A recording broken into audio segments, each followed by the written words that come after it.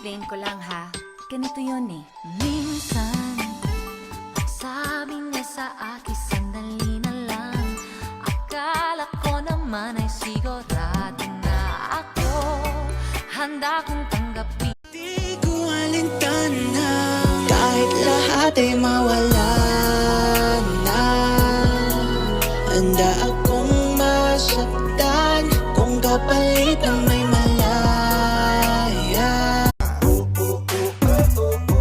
Baby, baby,